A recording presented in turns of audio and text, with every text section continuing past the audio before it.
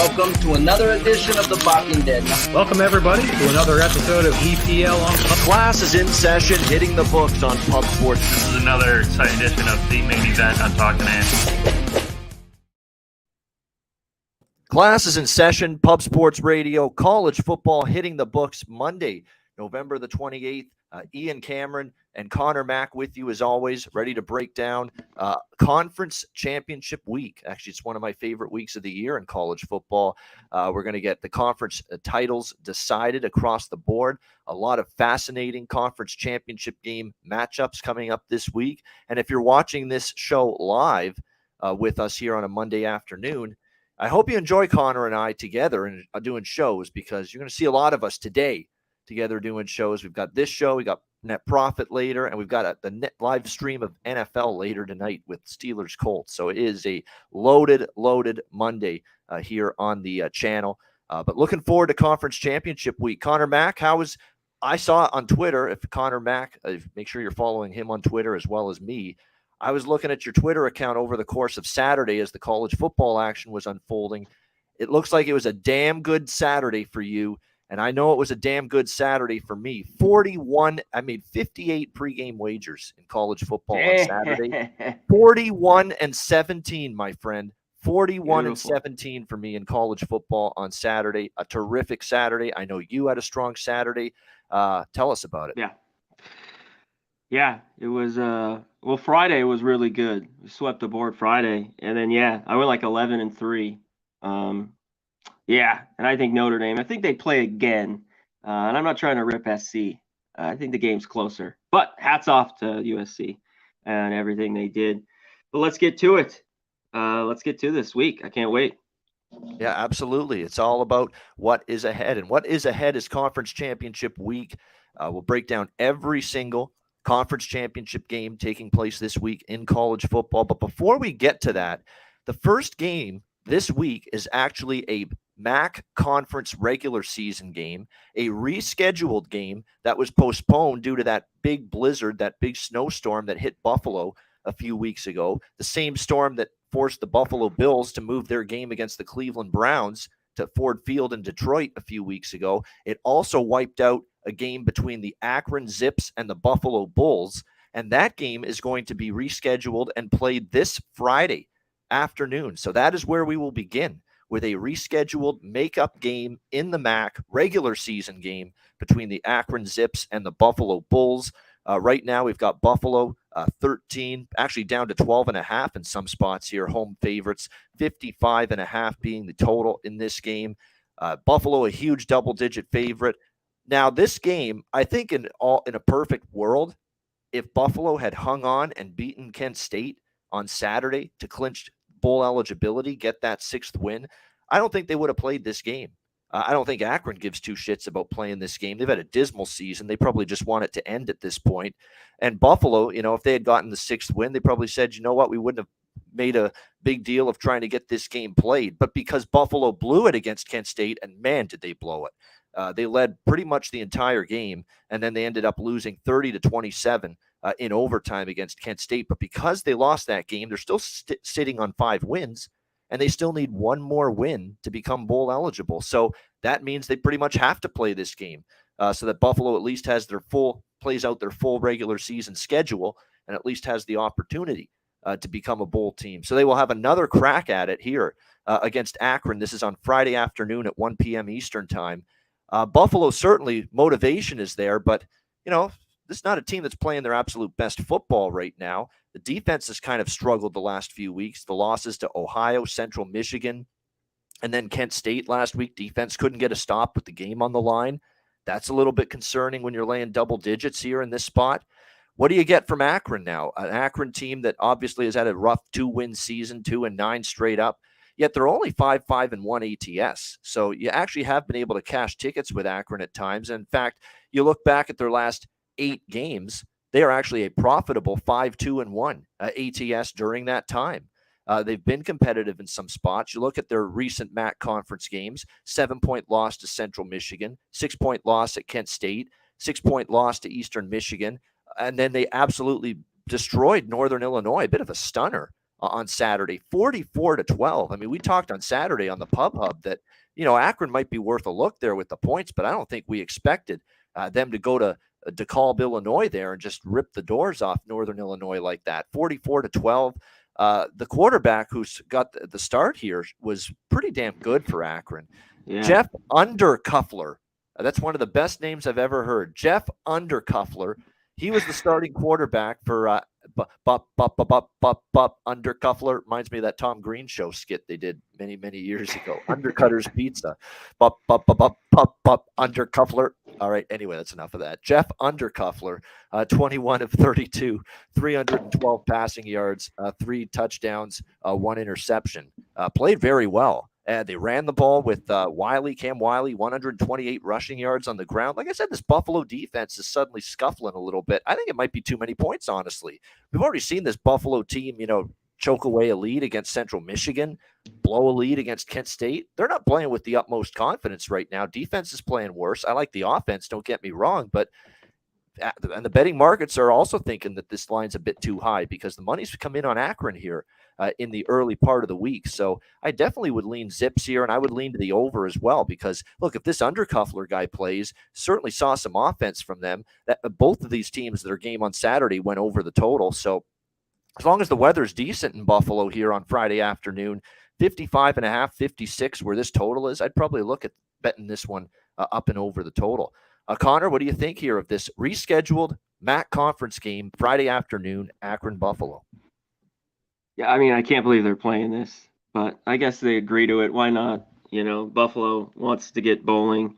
I'm real quick. Yeah, Undercuffler was really good, and I'm kind of kicking myself. That wasn't a game that I played because we talked about it Saturday. Just went over the head. We talked about it, but I didn't want to bet on Akron. I should have. Because Northern Illinois shouldn't have been laying 10. We talked about it. Just no fucking way. That was just crazy. And that was my fault. I should have been all over that. But I like how Akron's been playing, a little bit lately. Even some of the, whether it was Kent State or Eastern Michigan losing by 6, this team can hang around. The record hasn't shown it. But that was a huge win. Buffalo's just not the same team.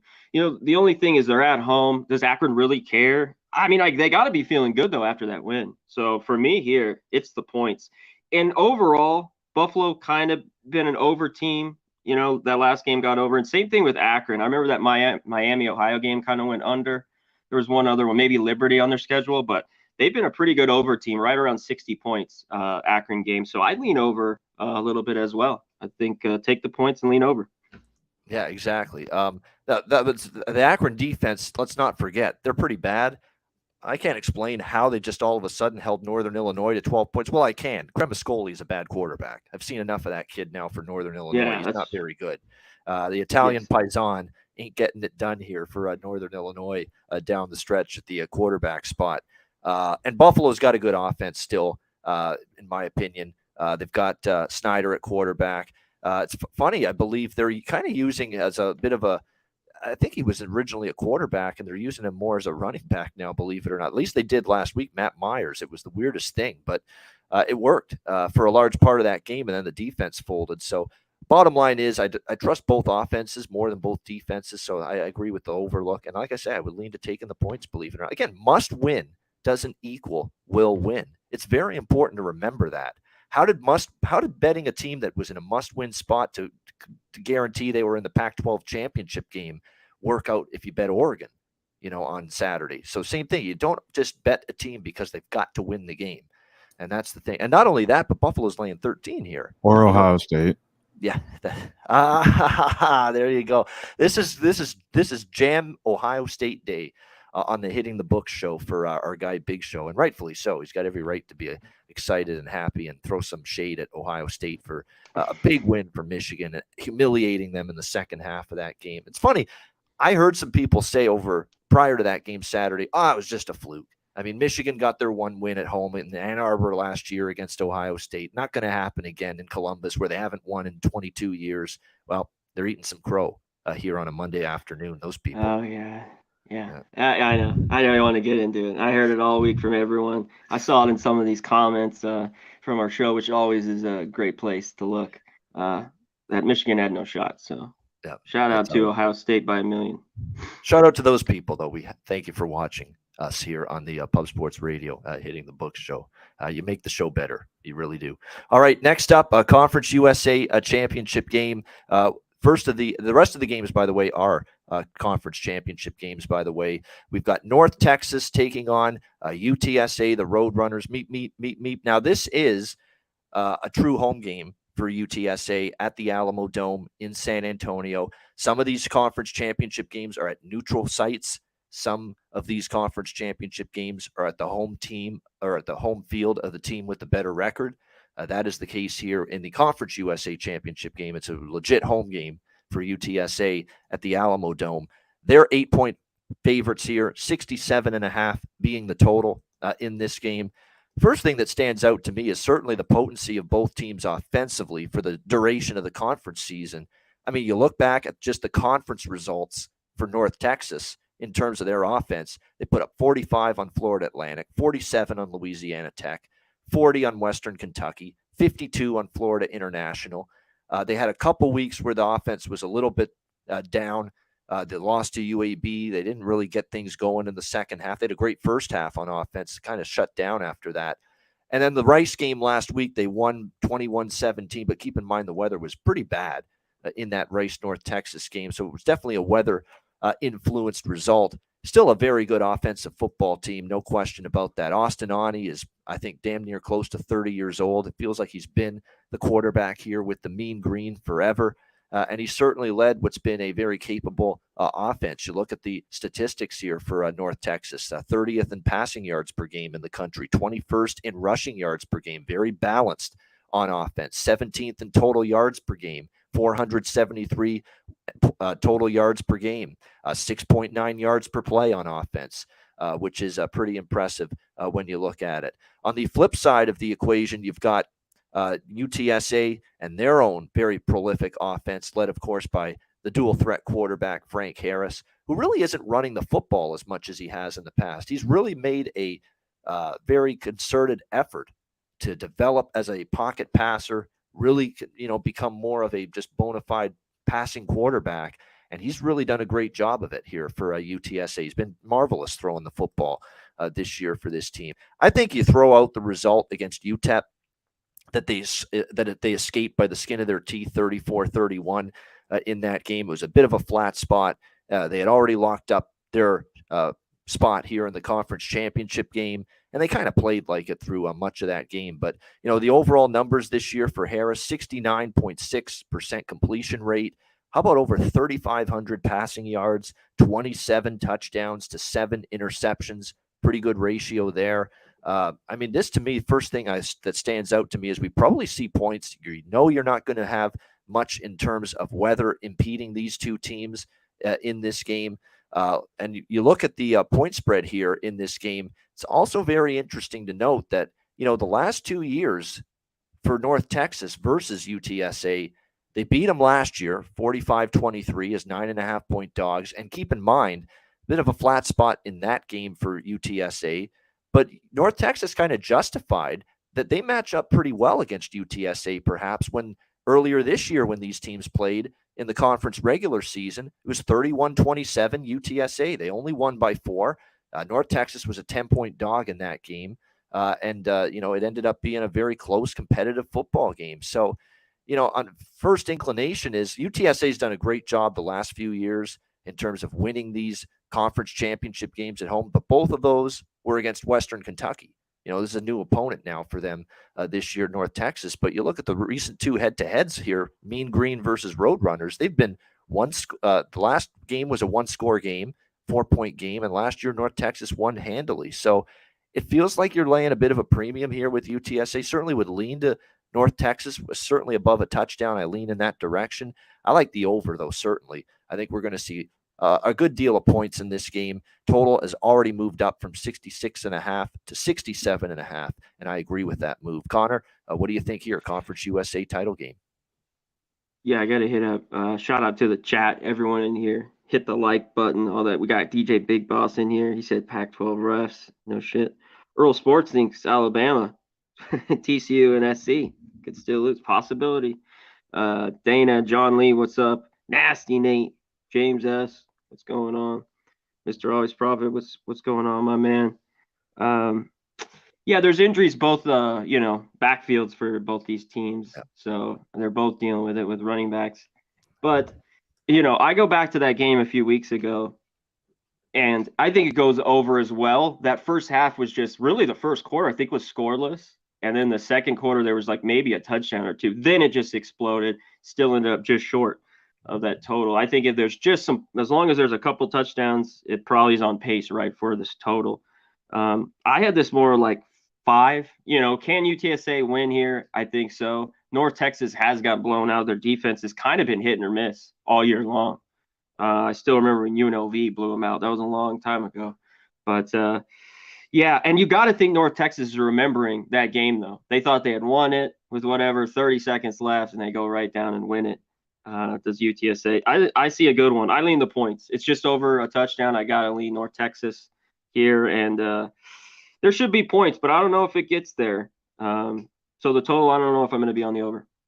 Yeah, injuries, you're right, in the backfield, especially for UTSA. Traylon Smith, he did not play against UTEP. He's been very good running the – this has been more of a passing team, though, all year, but still, you still like to have the threat of being able to run the ball, and Traylon Smith is maybe not available for this game. It'll be interesting to see because he was in a walking boot, did not play last week, and he's definitely his status up in the air for Friday night in the Conference USA Championship game between these two teams. So keep your eye on that. But UTSA likes to chuck the football, though, a lot more this year than they have in years past. Definitely is more of a pass-heavy team. That North Texas secondary is pretty rough. And that probably is the biggest concern I have with taking the 8 with North Texas is how many stops are they going to get. That secondary is pretty shabby when it comes to North Texas. So that could be something that gets sliced and diced by, like I said, Frank Harris is just it's been an aerial assault pretty much all season for Frank Harris. He's been absolutely terrific throwing the football downfield and should be able to make some plays against this North Texas secondary. And yes, indeed, shout out to everyone in the chat. We thank you all for joining us here on a Monday, as always.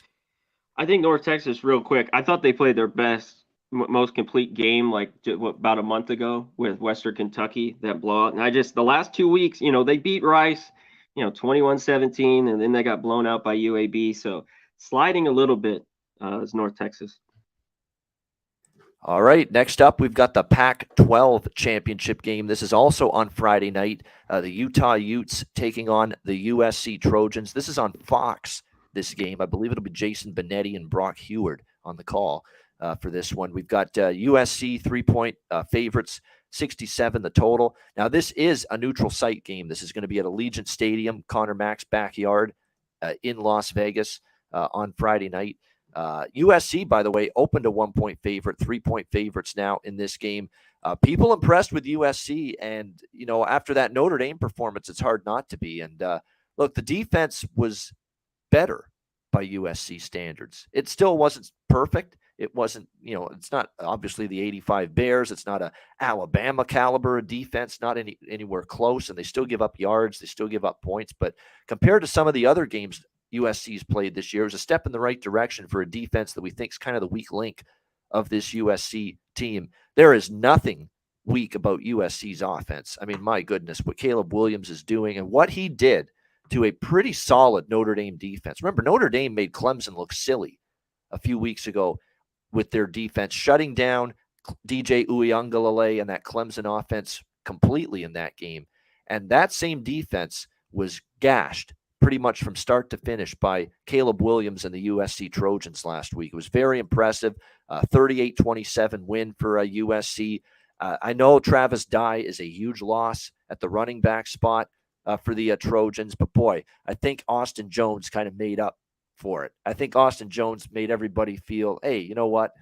We're okay without Travis Dye because he had 154 rushing yards in that game. He was absolutely spectacular running the football. We know they've got weapons upon weapons in terms of the passing game. Kyle Ford, Jordan Addison, the Biletnikoff winner who transferred from Pitt after last year, Mario Williams, Lake McCree, Taj Washington. I mean, they've just got a bunch of weapons here to work with on offense, and that's going to be the big challenge here for Utah going into this game. Utah beat USC in the regular season meeting earlier this year in Salt Lake City, 43-42. It was a great game. It was a shootout, obviously. Both teams combined for over 1,100 yards of offense in that game with the 85 points scored, 43-42 Utah. Last year when they played at the Coliseum at USC, it was 42-26 for Utah in that game. Now, granted, that was a Utah team that was taking on a USC team that was, last year's team, new coach, of course, obviously a much better USC team this year. But Utah has matched up well 2 years in a row here with the USC Trojans head-to-head. And for that reason, I'm off the side. It's a tough game. I think at 3 or more, I have to lean Utah just based on the success they've had head-to-head against USC, although the idea of stepping in front of USC when they're only laying this kind of number is not overly appealing to me. Like if I want to fade USC, and the times I've bet against USC this year, it's usually when they've been laying at least more than a field goal, and certainly when they've been laying bigger points, like double digits, like the Cal game, the Arizona game, where they've struggled to win by those bigger margins because of that defense. Here, you're only laying 3 with USC in this game. And they're just playing extremely well on offense. And let's be honest, it's not like Utah shut them down, in Salt Lake City earlier this year. They gave up 42 points, but they won the game because their own offense, led by Cam Rising, Dalton Kincaid and company, did a number on USC's defense. So, I'd probably lean to this one being a high-scoring affair as well. 65.5, the money's already poured in on the over. It's up to 67 now. And like I said, the money's come in on USC. I get it. It's a dangerous team. They've got everything to play for here. Not only the Pac-12 championship, but maybe a spot in the college football playoff if they can win this game and look impressive in doing so. And they're going to have definitely, I think, a little motivation, extra incentive to not only win this game, but if they can punch a margin across here on Utah and win this by 7 or 10 or 14 and win going away, man, it would do a huge benefit to them and their college football playoff chances as well. So I think it's a tough game from a side perspective. Lean Utah, lean over early in the week. What do you think here, Connor? Utah, USC. Yeah, shout out to everyone. Shout out to Big Show with the membership. Great work, my guy. Mr. Always. Yeah, we're going to be on tonight. Me and Babano. Babano will be on first half, Monday Night Football. So come join us. Sharpie's usually on Monday nights as well. So you will be on at some point. Yep. Yeah. Mr. Always Profit, appreciate it. Yeah, came through with the teaser, thank God. And our blind bets hit too, which was great. You know what? This game is, if I could get over a field goal, maybe I look at Utah. I think there's tons of points. This has moved a bunch, to the over. How high does it keep going? Maybe till we get a little buyback. Yeah, I was impressed, especially that first quarter. Really, Notre Dame just seemed out of sorts, and then it seemed like they moved the ball after that. Man. This one is tough. The problem with Utah is, will Cam Rising be good? His interceptions this year have really hurt him, whether it's the Oregon game, some of the picks late in games way back to Florida when they lost. So if he can be clean, I think they have a good shot of staying in this game. It could be close. I'm not rushing to go right against SC again, but if I get over a field goal, it might be a look. But I don't know if this moves more than this, right here at 3. But a little fly in the ointment, too, for Utah status of Jalen Glover, the running back. He's missed the last 2 games, lower body injury, and he's obviously been their top running back this year. That being said, it's not like Micah Bernard came in and was a slouch. He's very capable, in terms of running the football as well. I don't think it's that big of it's not like a deal breaker in terms of do we bet Utah or do we not bet Utah? But I think one thing that for me personally, because of the situation I am in, and probably why I won't end up betting Utah in this game, I've already got Utah futures to win the Pac-12. It's like, why add on to it? And I've got them at like plus 200, I think it is, to win the Pac-12. Why add on to that? Just let it ride, let it play out, and see how it goes, rather than just, I don't need to bet Utah here in this game. I've got Utah to win the Pac-12 from before the season, which I thought was dead, honestly. I thought that was dead weeks ago. Everything Utah worked out. Yep. Everything worked out. They got everything they needed on Saturday. They needed Oregon State to beat Oregon in the Civil War. And what a crazy game that was. I have to mention it just for a second. 6 freaking completed passes, the entire 6. And they won the football game, Oregon State. And thankfully, I was on the right side of that. Connor was as well. Usually I see that kind of thing, I'm on the losing end of it. It's nice to be on the winning end of it. Yeah, I was happy that happened. Fuck, couldn't believe it. I mean, that was just one of those games where it's just colossal mistake after colossal mistake by Oregon. Probably a game they should have won. They never should have lost it. But, you can't make mistakes. You can't be shitty in special teams. And it's going to end up hurting you. And it was like that.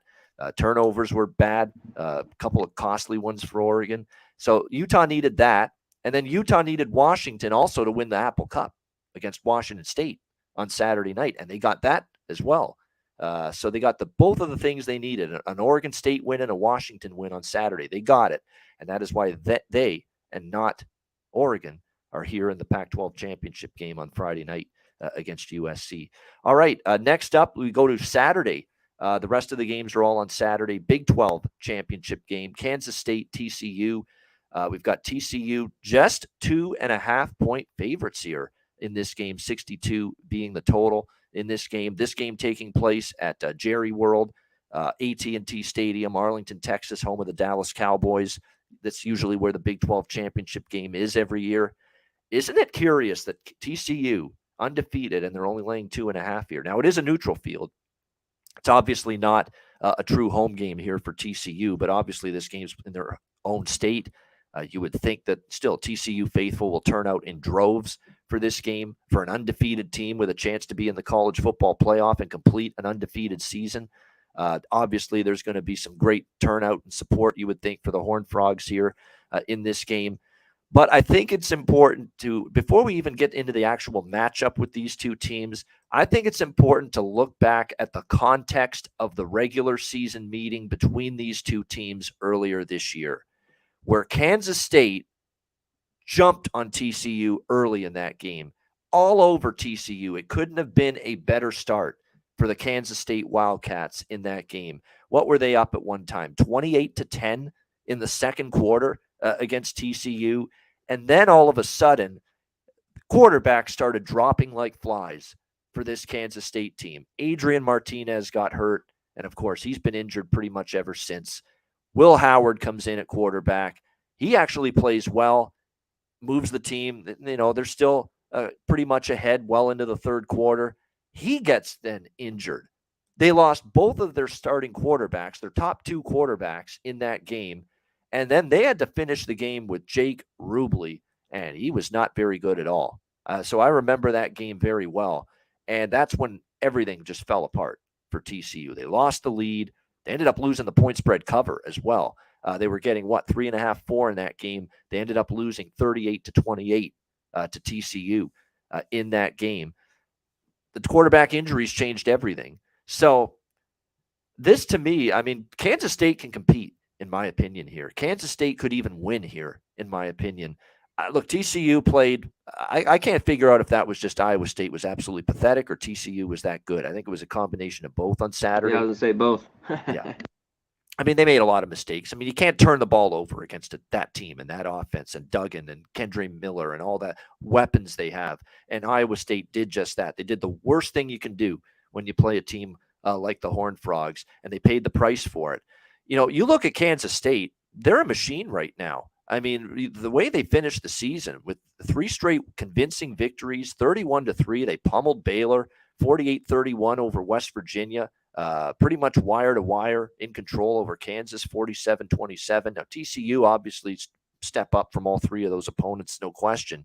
And they're coming off just a destruction of 62-14 over Iowa State. But keep in mind, only plus 39 in total yards in that game for TCU. Hunter Deckers with an interception. They put in Rocco Becht. He threw an interception. They had one lost fumble as well. And that ended up being the difference. What was it? -3 in turnover margin. You cannot fuel TCU's offense with turnovers. You can't. Iowa State did. So this is imperative. If I'm Chris Kleiman, I say, fucking secure the football.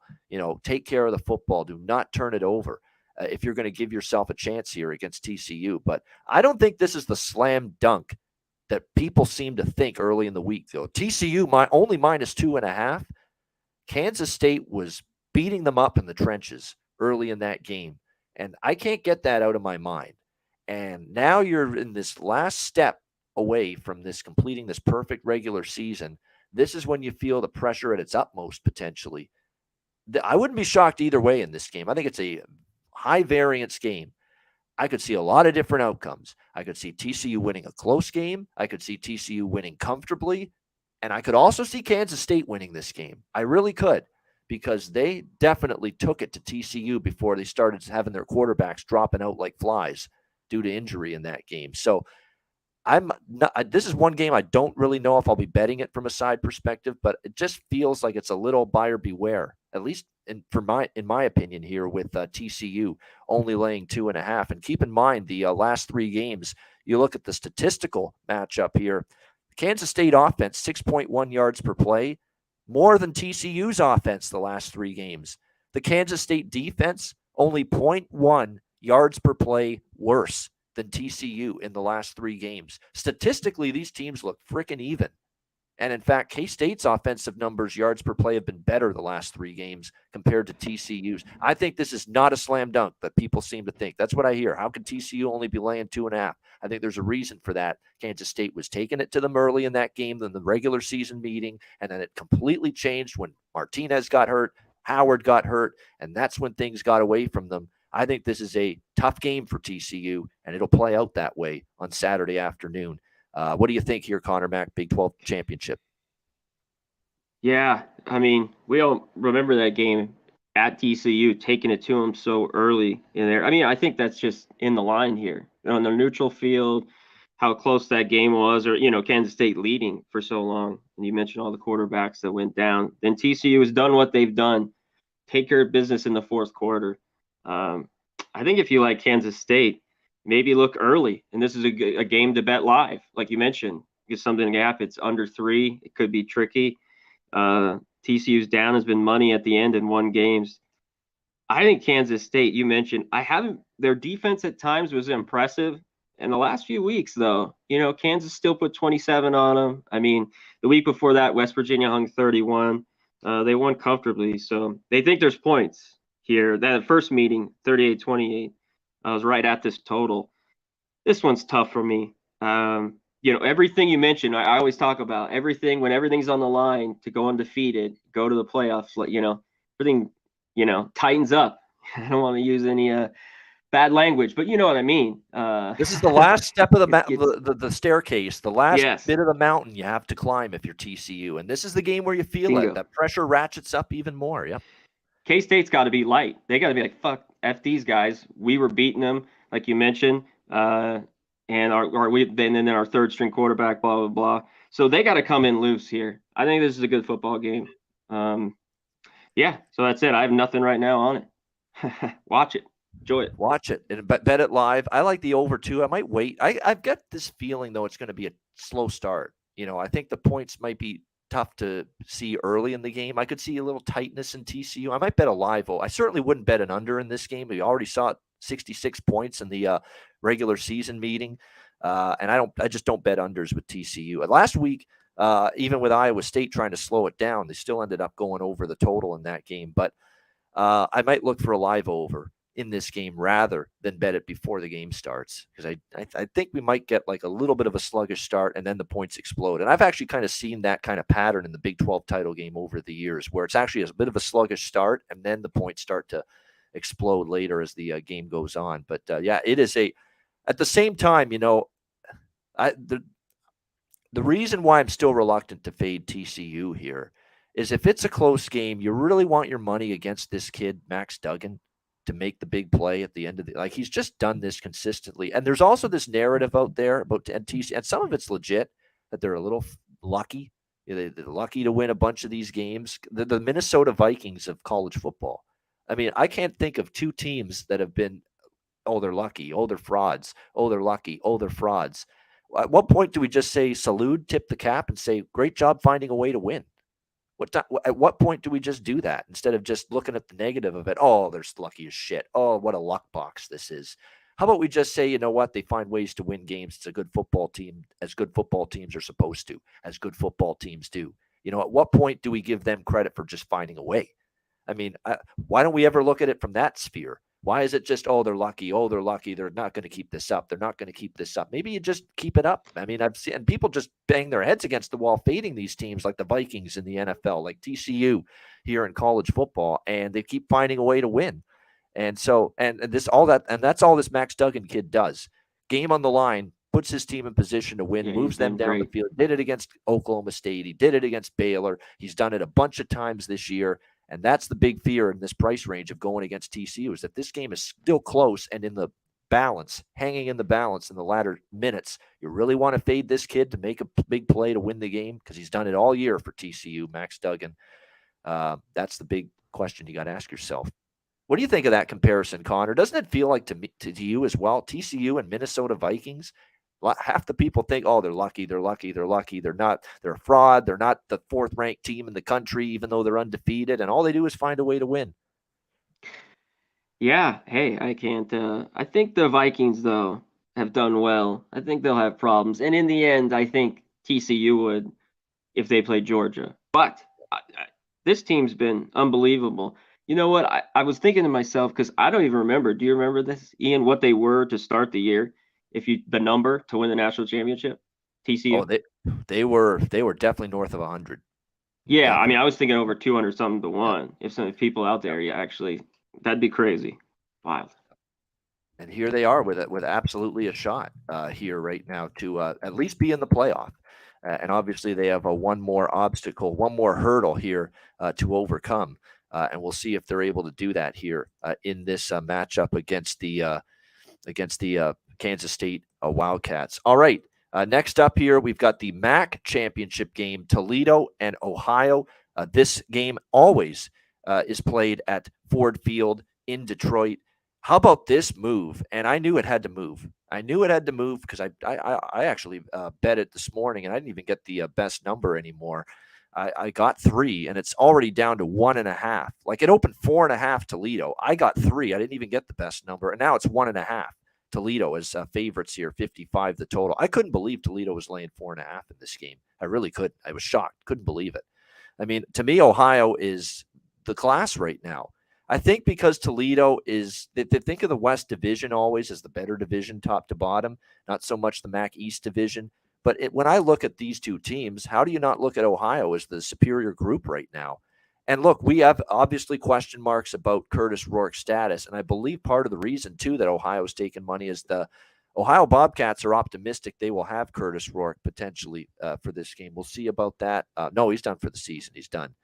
My bad. So it's not quarterback related. Rourke is not going to come back. I think this is also a reaction to the way C.J. Harris played, honestly, for Ohio last week in that game for them. I mean, they were without Rourke, and I was on the losing end of it, unfortunately, with Bowling Green.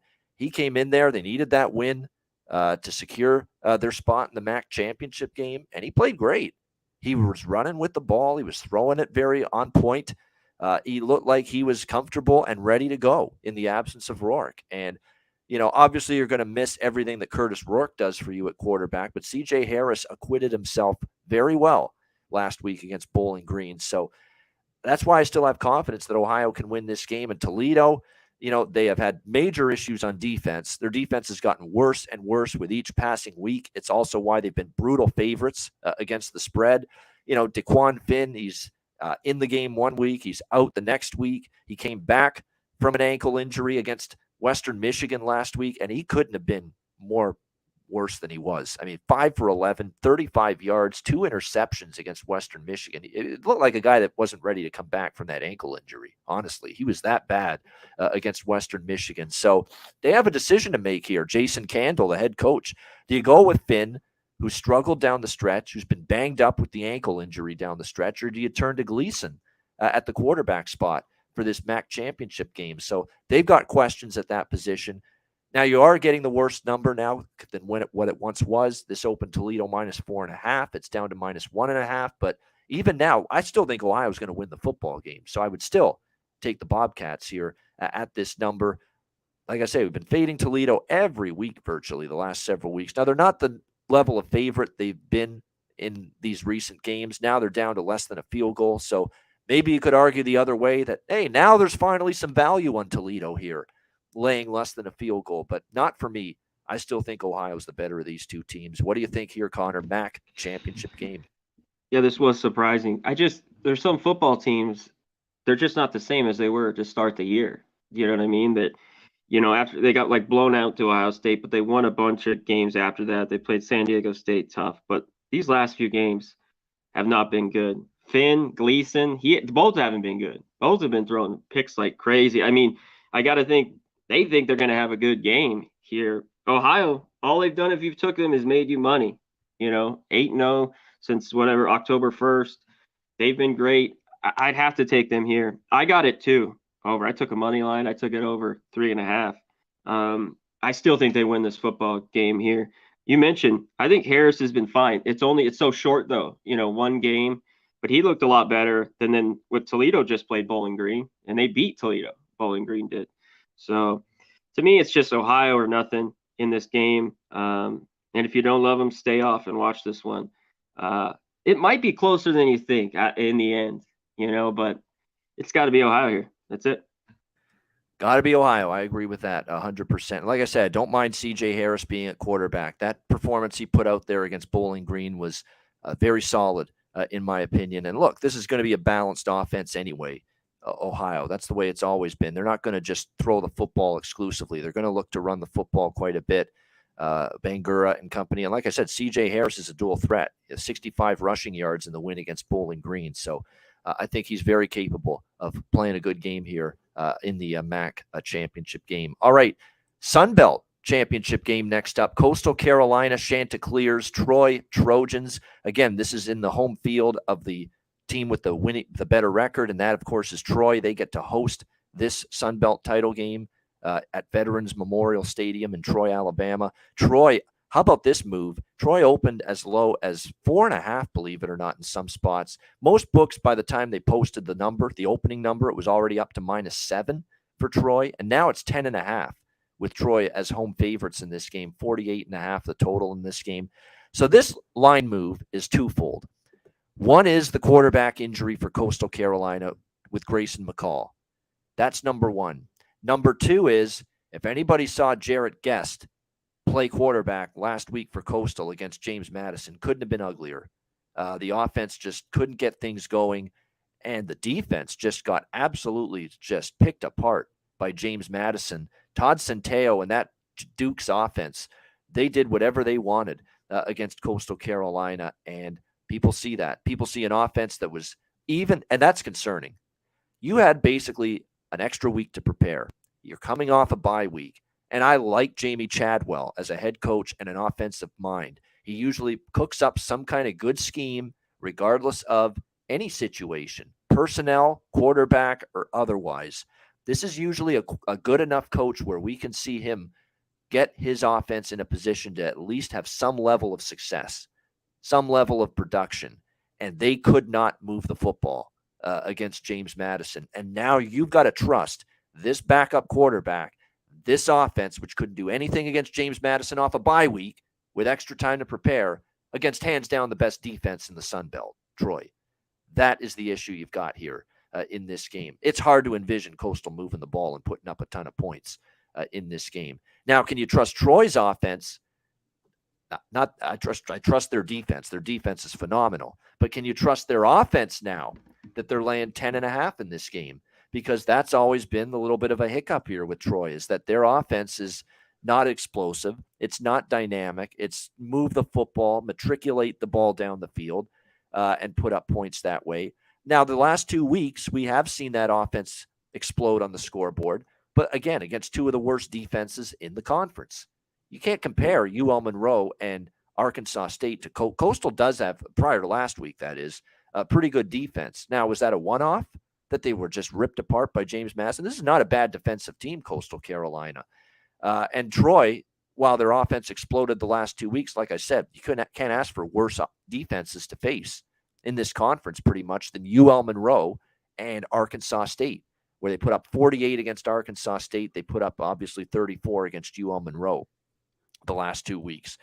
So that's the biggest hurdle for me is, can you trust this team laying this number with that offense? But you could also say Coastal's defense fell apart against James Madison. If they fell apart in that game, maybe Troy and the last two offensive outbursts we've seen, maybe it's something that can carry over, can replicate itself here in this game against Coastal. It's all going to come down to, can they run the football? Can Vidal be able to run the football extremely well. And Coastal's run defense for the entirety of the year has been the strength of their defense. It's been the secondary where they've struggled. So, again, a run-first offense, statistically it looks like Coastal should be able to hold them in check, but I'm telling you what, when you see what happened last week against James Madison for this Coastal Carolina Chanticleers defense, you have your doubts that they're going to be able to do that, especially when you see, multiple running backs, the three-headed monster, if you will, Agee, Obesi, Palmer, and Black for James Madison combined for almost 200 rushing yards against Coastal. That's not going to get it done against Troy. So now the number's gone. Like, there's no way now I'm laying 10.5 and taking a bad number with Troy, but I don't know if I trust Coastal enough to take them. That was ugly with no McCall on offense and that defense getting ripped apart. And I don't think I can trust them here, even getting this number against, by far, in my opinion, the best team in the conference all season, the Troy Trojans. What do you think here, Connor? Sun Belt title.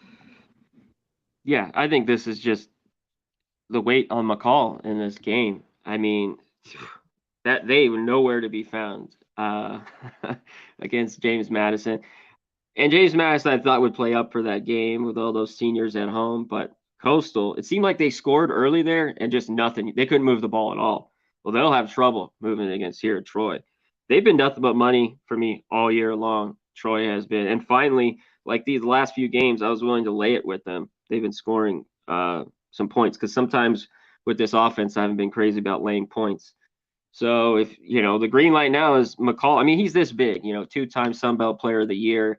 To me, he's that offense. As you saw, I couldn't do shit without him. Coastal's defense has got better throughout the year. I think a little bit until they just got ripped apart. Yeah, this one's tough. I don't want to play either of these teams. I like Troy. Now the number's ridiculous, over 10. I still think Troy wins this game. It's just, do you want the points now? If you can get McCall in, can they cover this number? Getting 10.5.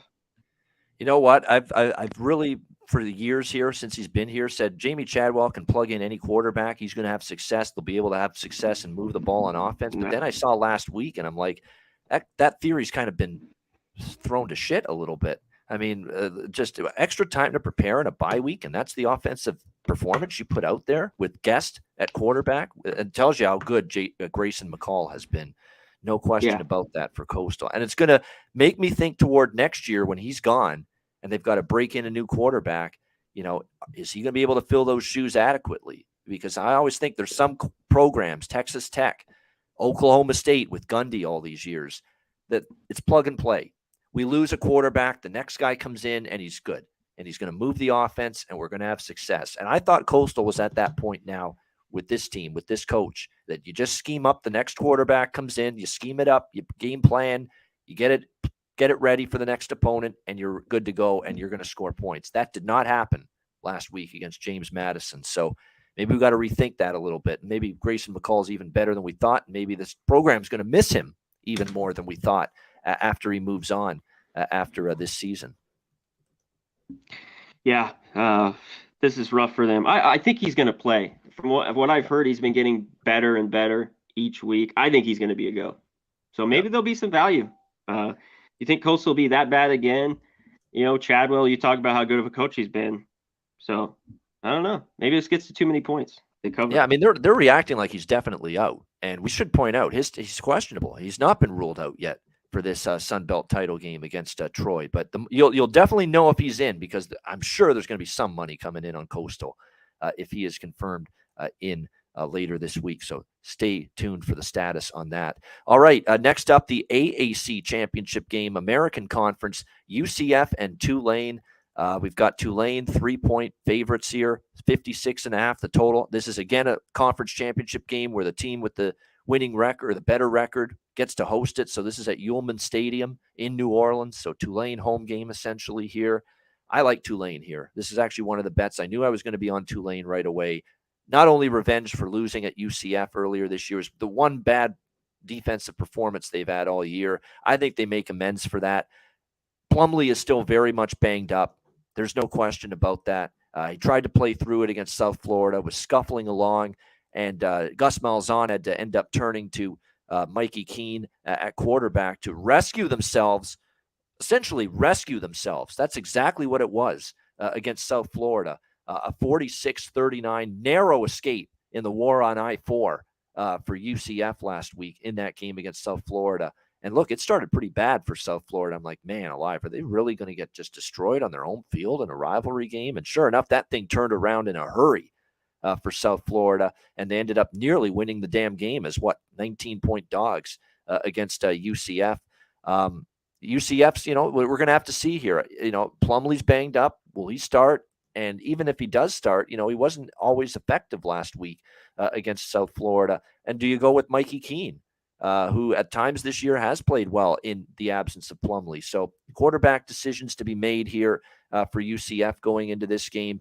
I like the way Tulane is playing. Michael Pratt, what a clutch fourth quarter from him on the road against Cincinnati, who was on a 30-plus game home winning streak going into last week. Had it snapped by the Tulane Green Wave in that game. What a win. What a season for Willie Fritz. Think about when he first got here. This program was at the bottom of the barrel in this conference. And what a job he has done to bring it up year by year. They've been a little bit more competitive, a little bit better. Last year they fell off again, but it was a lot of injuries. They lost a lot of close games that didn't go their way. And this year they've stayed healthy. They've got a better roster, both sides of the ball, and they have put it together. And now they're a conference championship game appearance for them. Outstanding work by Fritz. Fritz isn't going to be here much longer, in my opinion. Some bigger program is going to be knocking on his door, I think, at some point in the very near future. I like Tulane here. I think they get redemption. Now, it does concern me that the first meeting, they couldn't stop the run, and it's obviously something they're going to have to fix in this game, and their run defense is the weaker of the their pass defense is excellent, Tulane. Their run defense is a little bit more suspect, but I'm going to trust Fritz and the coaching staff and really the Tulane players after seeing it go wrong for them against UCF previously this season. And it was a home loss as well to UCF. Now they get them at home again. I think they get right the ship, get it done. UCF, again, defensively, you can't be happy with what they did against South Florida. I think Tulane can move the ball against them. I like Tulane here. Lean over the total as well. Conor Mac, UCF Tulane. Yeah, I think this can get over as well. Maybe similar to the first game. This is difficult here because you brought up the big point I wanted to talk about was, UCF just ran all over them. Plumlee ran it. I forget what he had, like 175 yards. We'll see. He's been banged up. If he can do that again, I got to think Tulane with a second chance here at home to get him. It's just, I think this game could be close. Do you want to lay the 3? Let's make an argument here for UCF. Probably not been a dog too many times. So maybe this is value. If you can get over a field goal with UCF, I think this game is a good game, unless Tulane just comes out and blow them out. I don't see that. So I see a tight ball game here. I'm going to wait because Tulane's been very good to me as well. And I've took them a ton. I know you have as well. And they came through against Cincinnati last week. Can they do it one more time here at home? I don't know.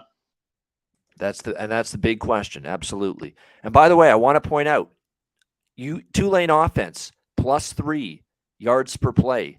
Plus 0.3, I should say, yards per play edge over UCF the last 3 games. Current form matters to me. Late in the season, how well are you playing? Are you coming into your conference championship game with momentum, playing your best football?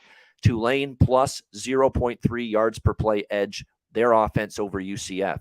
Tulane's defense plus 0.5 yards per play better than UCF in the last 3 games. So they have the yards per play margin advantage on both offense and defense in the last 3 games coming into this game over UCF. I think they show it. It's redemption time for the Green Wave. Both these teams have been great to the over, too, for the most part. So maybe let's look at this total a little bit more and just I think this over and get there. By the way, last 4 meetings, the underdog has covered here. So just an interesting other note here. It is. Yeah, I mean, the numbers right where it should be, in my opinion. Right where it should be, but I'm going to make the case for Tulane. I think it's their time. I think that Cincinnati game, they just needed to find a way to finally win a big one, and they did. And it doesn't get much bigger than the Bearcats, who've dominated this conference, and you go in there to their barn, their Nippert Stadium, and you beat them. And you actually send Luke Fickell packing, not packing, but he just took the job at Wisconsin, but basically send him out of Cincinnati on a loss.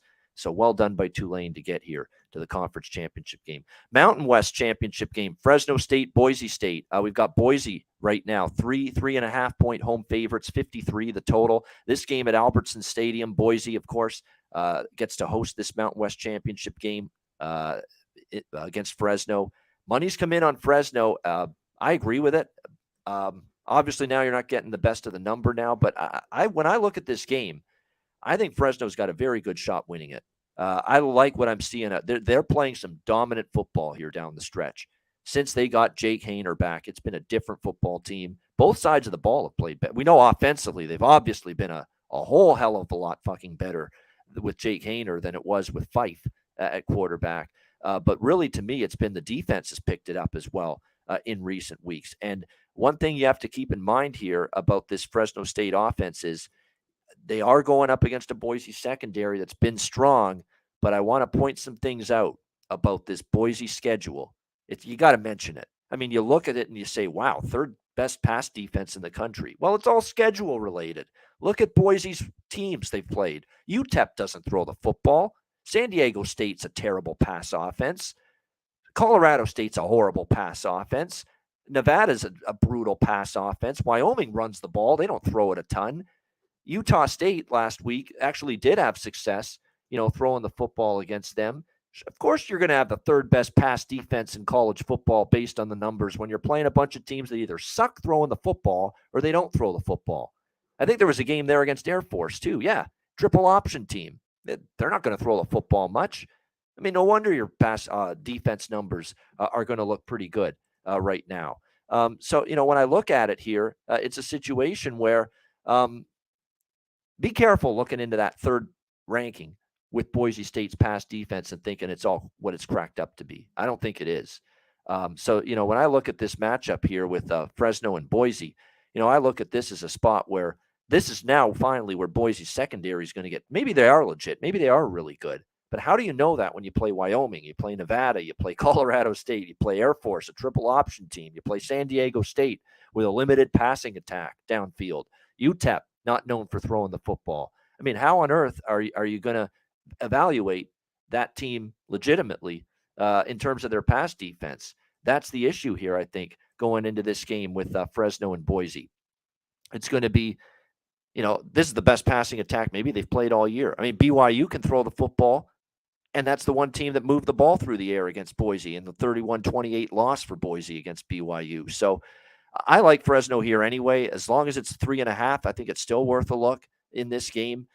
Boise has, come back down to earth. Even the offense, don't be fooled by the 42-23 win and cover against Boise. It was one of the worst beats of the year if you had Utah State, and unfortunately I did. I mean, they are going in to score basically a go-ahead touchdown with like 5 minutes to go. They get stuffed. And then a big run for Boise to go up by 12. And then Utah and there was like a minute left when they got that touchdown, but you're still safe. It's only a 12-point game. But the one thing you can't have with Utah State getting the ball back is a turnover or a fumble and a fumble return touchdown or a pick six. And guess what happened? Guess what fucking happened? A pick six. And of course, Boise State returns it and they win by 19. They get the point spread cover. All-time brutal beat if you were on Utah State last week in that game. Fresno is the look for me. Anything 3 or more, I like the Bulldogs in this game. And I like the way the offense is played with Talon Green overall since they made the coordinator change, since Hank Bachmeier transferred out. But they have not played nearly as well in tight games, and he hasn't played nearly. Remember the BYU game, I don't think he played his best when that game was on the line. That's what concerns me here with Boise's offense. They've been better, but there's been some chinks in the armor with Green the last few weeks. The Wyoming game, they didn't do much on offense. Last week, they were shut down much of the second half until the end when Utah State's defense kind of got tired. They're going to have to execute in a late game and a close game. And Talon Green, the jury's out still. I know Haener can execute for me. Haener's won a bunch of close games with big drives, big touchdowns late in the game, lead his team back. We don't know that yet about this young kid, Talon Green. So I like Fresno here plus the points. What do you think here, Connor? I lean, there as well in this game. One thing, Fresno has been good lately, but they played nobody, and they took care of business, though. I mean, Wyoming on the road, 30-0, though. they've been great. Haynard's been good since he's been back. Probably everything we thought he'd do once he came back. I like Fresno too. The Dog's been very good in this rivalry. The last few times they meet, and Boise's beat them. I think there's a little bit of revenge on the mind here. You mentioned that Boise game was crazy versus Utah State, and I think Fresno will move it on them. I think this game goes over the total. This is an over for me, dead over, and I'm leaning Fresno with you, especially if I can get more than 3. I like 3, and I'll probably take some money line as well. Well, Fresno's definitely trending over. I mean, their games have gone over the total at a 5-1 clip in their last 6 games. Many of them have been since Hayner's been back. They're 4-1 to the over in their 5 games. So look at just the difference he makes, obviously, to this offense. And Boise State, I think if you trace it back to the San Diego State game, which is when Talon Green became quarterback, we've seen this team go over the total 5-3 to the over in their 8 games since Talon Green has been the quarterback here. So definitely the recent results would indicate we should see points. Yeah, and when these teams got together, it went over, that's when Fife was in, but that's when Boise beat them 40-20. I think this one's tighter. Teams can get both in the 30s here. Get over. Absolutely. All right, next up, we've got LSU and Georgia. SEC Championship game, Mercedes-Benz Stadium, Atlanta. This is the annual home of the SEC Championship game. Georgia 17-point favorites, 50.5 the total in this game.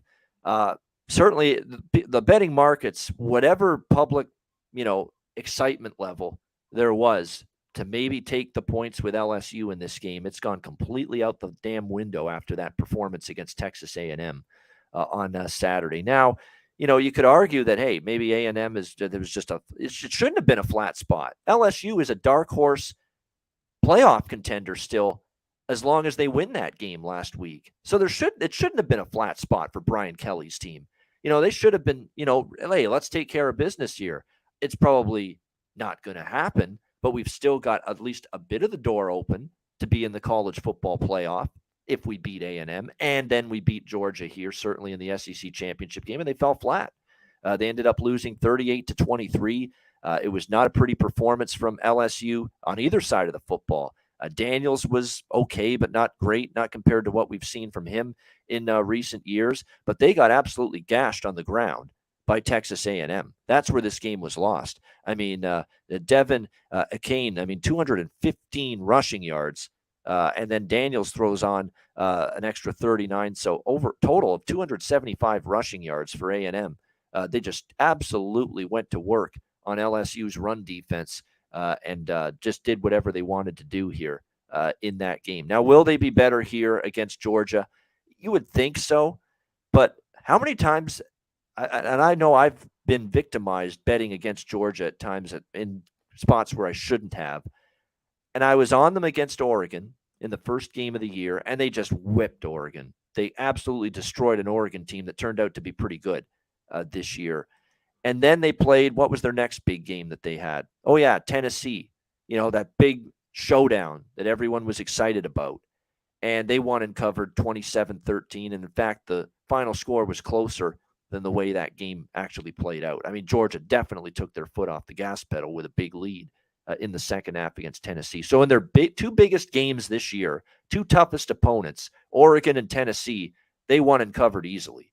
I ain't stepping in front of Georgia here. That's what that means, period. I ain't doing it. Now, it doesn't mean I'm going to take Georgia laying the points. Probably not. But I'm definitely not taking LSU in this game. I'll say that right now. I don't trust LSU here. Georgia, every single time they have been in a big spot, big game, they have gotten the job done, and they've been wanting to beat the hell out of that opponent. Look what they did to Tennessee. Look what they did to Oregon this year. Now, they don't need to win by margin. That's the one thing you do have to remember in the back of your mind. A win here will just straight up by any margin will be enough for Georgia. But, I don't think they mind, trying to get this thing up and get a margin if they can. We know Stetson Bennett's been solid. They've got McIntosh running the ball well, Edwards, and then they've got that great tight end Brock Bowers, of course, just absolutely outstanding. McConkey. Tons of weapons on offense, a defense that, what they did against Tennessee for a large part of that game, but that shouldn't be lost on anybody. Tennessee, explosive offense, and there was Georgia just shutting them down for pretty much the entirety of that football game. So when Georgia, I know they've had those games where they've had those sleepy spots like Kent State, Missouri, a couple of these games where that defense has looked a little bit, not as good. But man, when it's been a big opponent on the other side lining up against them, this defense has played their best, and I worry about that here. So probably not a game I'm betting either side or total, but I'm a little scared to go against the Bulldogs here. What do you think, Connor? SEC championship. Yeah, big game. I got to roll with Georgia for the most part. If I would lay it here. LSU needs more than this to me to want to back them. I think you need the 24 or something you want to think about backing maybe LSU. You talked about the big games they've come to play. Even last week they were asleep that first quarter.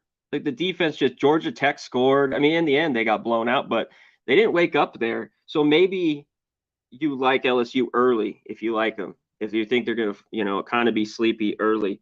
But from then on, Georgia's been good. And when they've been their focus, like you mentioned, the Oregon game or Tennessee, that defense has been the best out there. So, man, LSU, yeah, what a horrible loss. If A&M, this shitty offense, could run all over them, like you mentioned, for 275, good luck.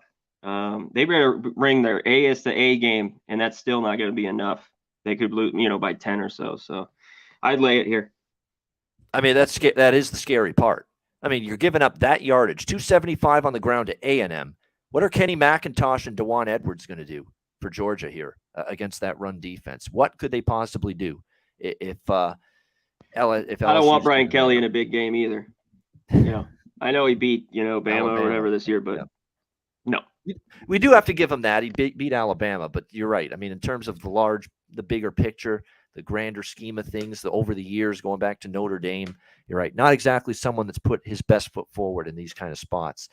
So we'll have to see if he can step up to the challenge here against this mighty Georgia Bulldogs team. Real quick, yeah. The best thing would be to get maybe under 17 if you could. Kind of a key number if you could get 16 and a half. There's a lot of 17s, everywhere. Yeah, no question about that. All right, ACC championship, Clemson and North Carolina.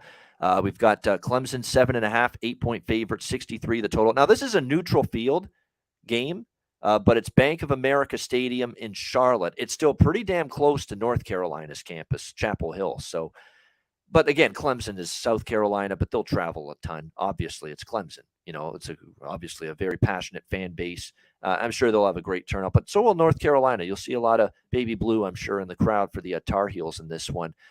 When it comes to this Clemson Tigers team, I worry about where they're at a little bit after losing to South Carolina last week. I mean, that was not a good performance, especially on defense, where Spencer Rattler had some mistakes, 2 interceptions, but he also had another good passing game in terms of moving the team, 360 passing yards, a good completion rate, 2 touchdowns. He did have more mistakes than he had against Tennessee when he just had this almost perfect game against the Volunteers 2 weeks ago through the air. But the fact that Clemson gave up 360 passing yards in that game to South Carolina and Spencer Rattler, that is absolutely concerning against Drake May. Drake May can spin it. Drake May can throw the football in this game. And we have seen this before with Clemson.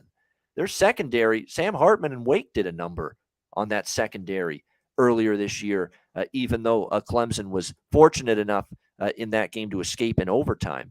You saw in the Florida State game, it was a good game moving the football through the air for the Noles, even though, again, Clemson escaped in that game. Syracuse, was able to have some success through the air, and they're not even the best passing attack ever. Notre Dame, same thing. I mean, this secondary is the weak link of the defense, and they've been exposed a little bit at times this year. The D-line is still very good. They're pretty stout against the run, but you can throw on Clemson's defense. You can absolutely throw on Clemson's defense, and that's the strength of North Carolina's offense. Drake May in the passing game, 8th in the country in terms of passing yards per game this year for the North Carolina Tar Heels. In fact, averaging a pretty good 273 or 320 rather passing yards per game for them. And in terms of yards per pass attempt, 8.6 and 12.9 per completion. So they are also capable, of getting some big plays through the air. They've got an excellent trio of receivers. One of them's questionable, Antoine Green. He didn't play against last week. We'll see if he's in there today. Next week in the championship game, he's questionable. Gavin Blackwell, and of course Josh Downs, who is absolutely magnificent receiver for the North Carolina Tar Heels. That's a lot of weapons for a secondary that's shown more than their share of holes and warts throughout the course of the season. So I think this ends up actually, believe it or not, turning into a bit of a shootout, much like we saw with Clemson, South Carolina. And that's another parallel here in this game. Clemson plays a bit of an up-tempo, potent passing attack. That's when their games have kind of gone over the total. The Wake Forest game, 51-45. Florida State got to 62 points. South Carolina last week, they ended up with 61 points in that game, went over the total. So I definitely would be interested in the over here in this game. And, more than 7. I'm not laying more than 7 with the Clemson Tigers in this game. Not willing to do that because of that main matchup issue that I have with Clemson going into this game, and that is that weakened, struggling secondary going up against, the strength of North Carolina, which is throwing the football. Now, you could flip it around and say, you know what? North Carolina defense is still shaky. And I agree with that. There's no question. This should be an opportunity for DJ Uiagalelei to have success. He only had 99 passing yards. That's the concern here as well. I mean, the passing game was almost non-existent against South Carolina last week. 8 of 29, 99 passing yards. Their offense was Will Shipley running the football. That's about it. 132 rushing yards in that game against South Carolina. They really didn't do squat throwing the football. That's going to have to change here in this game. The good news for Clemson is that North Carolina's run defense does give up close to 170 per game on the ground, 89th in the country in rushing yards per game. So I think there's points both ways in this game. I like the total more than the side, but certainly from a side perspective, I'm leaning North Carolina here. I don't know if Clemson's in the right frame of mind, psyche. They've now lost multiple games. They're not even in the, they're not even in the playoff conversation now.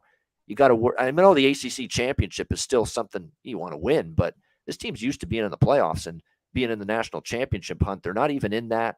And are they going to have that enthusiasm here? And quite frankly, are they going to have the secondary to win this game by more than a touchdown? I'm not so sure. Connor, what do you think here? ACC title game. Yeah, I'm not so sure either. But this team, the defense has played well in spurts, in spots, this Clemson, and they do have the better defense in the end. So, but do I want to lay 7.5 with them? Not really, not after watching last week. On the other side, North Carolina, you can never lay points with them. And that offense, May's been very good, but the last 2 weeks, they've struggled. The Georgia Tech game, they didn't do well. They had 24 before it went to OT, I believe. I think. Against NC State, but still lost. We always say North Carolina lay points. Don't do it with that bad defense. Now they're catching a touchdown. I don't know. I maybe they can hang around here. This Clemson team hasn't been the same. And like you mentioned, they're not going to the playoff. Doesn't mean anything. Yeah, they could still win this, this championship game. So it's crazy to say. I'd probably take Clemson, but I don't feel strong about this one. I think you're right. The total's gone up a little high here. It's at 63.5. I still think you can get over. I lean that way, but I'm gonna look later this week to make sure I want to play this one. All right, good stuff. The one caveat I'll say, because you're right, you look at on paper the last 2 weeks, North Carolina's offense not nearly as explosive as they've been at times earlier this year. But I'll throw this out: the Georgia Tech game was off the big win against Wake, bit of a flat spot. They had already clinched the ACC championship game appearance. That division, the division that they're in the ACC, they had clinched it already after the Wake win. Definite flat spot against Georgia Tech, and they played like it. So I don't give the offense too much grief for not playing well in that game. And then next week against NC State, the rivalry game. Well, NC State still got a halfway decent defense, So I don't mind that they struggled at times to move the ball in that game. So I'm willing to. I still think this is a very, very good offense. I mean, I'm willing to cut them some slack for maybe not looking nearly as good on offense the last 2 games. North Carolina.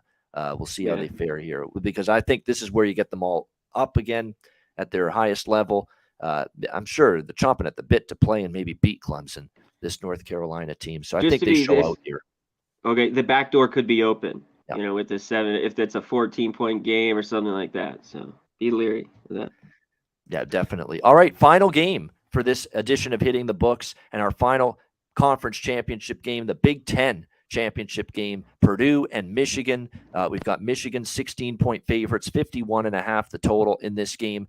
We're at Lucas Oil Stadium in Indianapolis, home of the Colts for this game. This is every year where the Big Ten championship game is. Gus Johnson, Joel Klatt, Fox Television on Saturday night for this one. What a job by Michigan. Obviously against Ohio State. There aren't enough words to describe how good that was. I mean, it was close in the first half. C.J. Stroud was making some plays, and then the second half, sometimes you don't overcomplicate it and overthink this great game of football that we all love to watch, we all love to bet. Sometimes when you're just the bigger man, you're the tougher team, you're the more physical team, you win the football game. And that was Michigan in the second half against Ohio State last week. They just said, you know what? At the point of attack, in the trenches, along the line of scrimmage, we're just going to beat you up and bloody you. And that's exactly what they did to Ohio State. The two just gut-wrenching, big touchdown runs late in that game, just absolutely impressive. And again, so much for the Ohio State defense, which, look, at times this year looked a lot better, but push came to shove. They couldn't get it done with an ailing Blake Corum basically standing there on the sidelines, not even able to play. And there's Donovan Edwards rolling into the football game and still doing just a tap dance all over that Ohio State run defense. Very, very impressive job by Michigan. And I said also all week, the Hitting the Books show, the College Football Pub Hub show, I said, if they're going to win this game, they need J.J. McCarthy. He doesn't have to be spectacular, but he's got to be very good. He's got to be mistake-free. He's got to be able to make plays throwing the ball. And more importantly, he's got to be able to make plays running with it as well and escaping the pocket. And he was able to do that for the Michigan Wolverines on the road in a tough environment in Columbus, a place where they had not won in 22 years since 2000. Lloyd Carr was the head coach. Drew Henson was the quarterback the last time Michigan had won at Ohio State prior to Saturday. So a very impressive job by them. From a spot perspective, from a situational perspective, you can understand why there, at least for me, there's some hesitancy to lay this many points with Michigan. Michigan doesn't need to win by margin here. Michigan wins, they're fine when it comes to the playoff. And you're coming off that emotional, that huge game. You know what I mean? I mean, I'm just a little bit leery of laying this many points after that kind of game. Even though the potential is there for them to not only beat Purdue, but maybe beat them decisively. Because when you look at Purdue, they did beat Illinois. You got to give them credit. Illinois is a pretty solid team, but outside of playing Illinois, where is the phenomenal win, I guess you could say, on their, is it Minnesota when they had a banged up Ibrahim? I don't know about that. Is it Maryland or Nebraska? I don't think so. It's certainly not Northwestern or Indiana. Their last two wins, Purdue. And of course, they also lost to Iowa and Wisconsin, which are two of the teams that are two of the better teams, at least in their division in the Big Ten. So is there ability for Purdue to hang tough in this game with that run defense against this Michigan, rushing attack, which even without Corum, and we'll have to see if Corum's able to go here, even with Edwards was able to get the job done. Purdue's run defense isn't bad. 36th in the country, 128 rushing yards per game allowed. Solid numbers against the run, but have they seen a run offense and rushing attack this good now as they prepare to play Michigan? That's the other question you have to ask yourself. The last three games in particular, we've seen this Purdue run defense give up just 3.9 yards per carry. That is solid.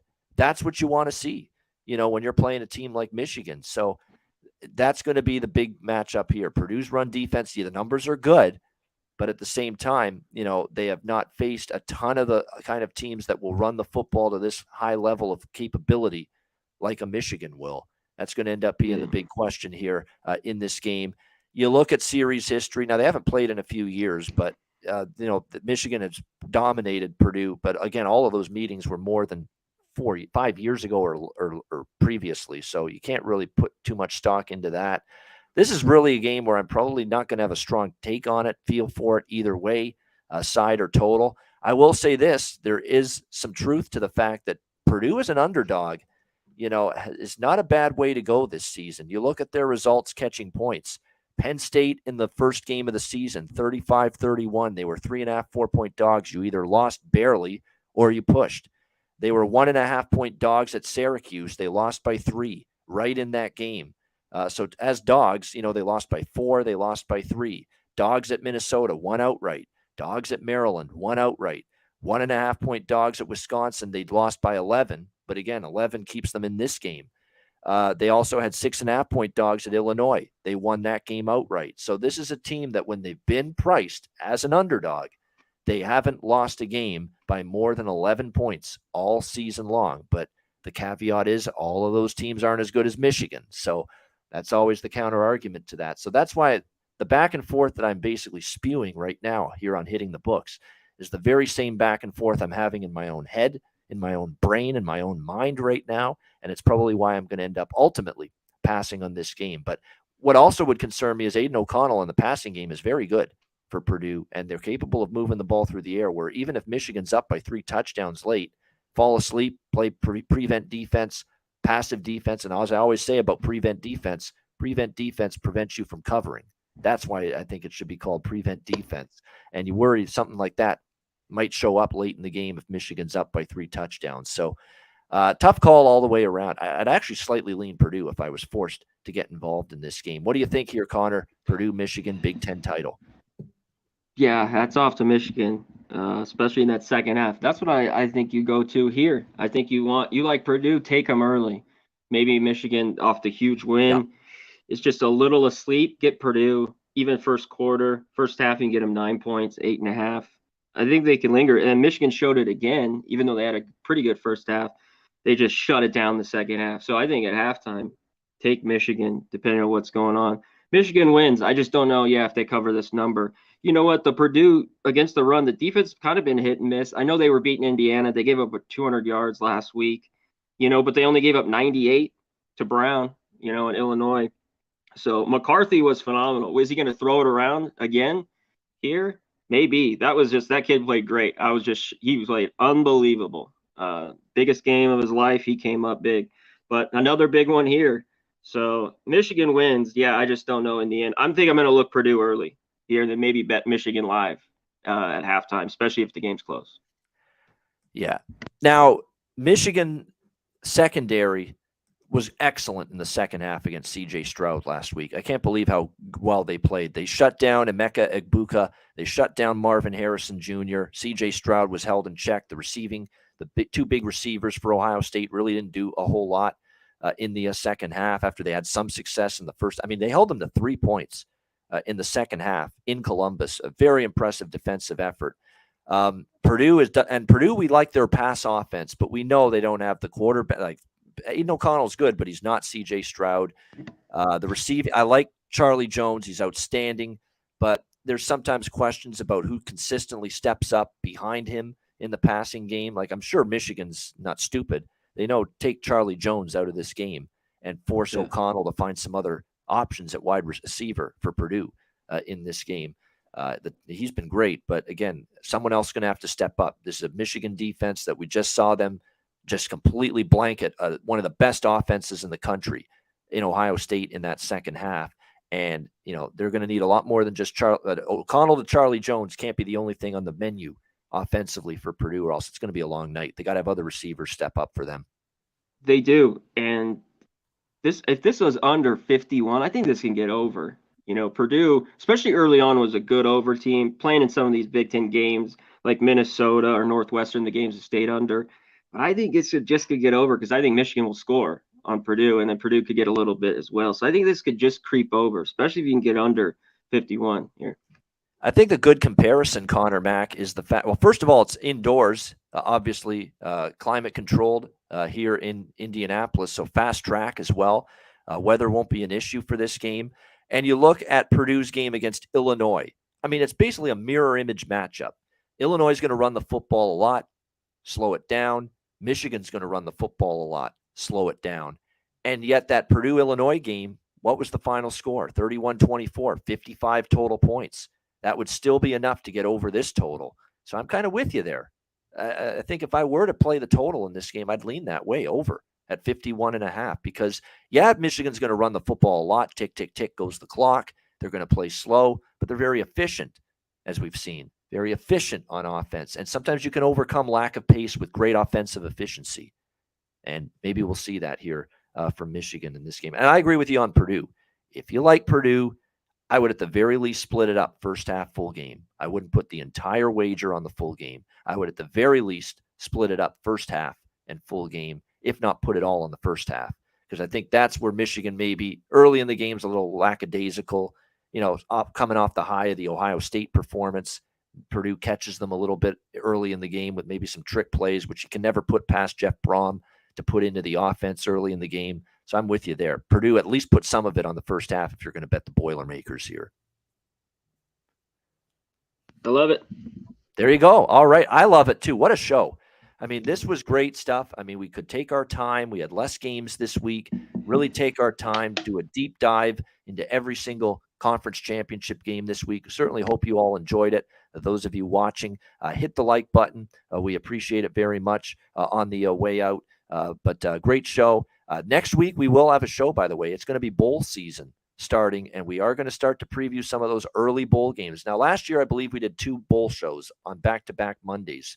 It's probably what we're going to do again this year. We're going to do the first half of the bowl slate next Monday, and then we'll do the second half of the bowl schedule the following Monday here on Hitting the Books. And that's the way we will go about it. So looking forward to breaking down a bunch of college football bowl games the next 2 weeks on Mondays here on Hitting the Books. Hit the like button. Make sure you do that. We will wrap things up. Final words from both Conor Mac and me after we hear from Manscaped and Southtown 101.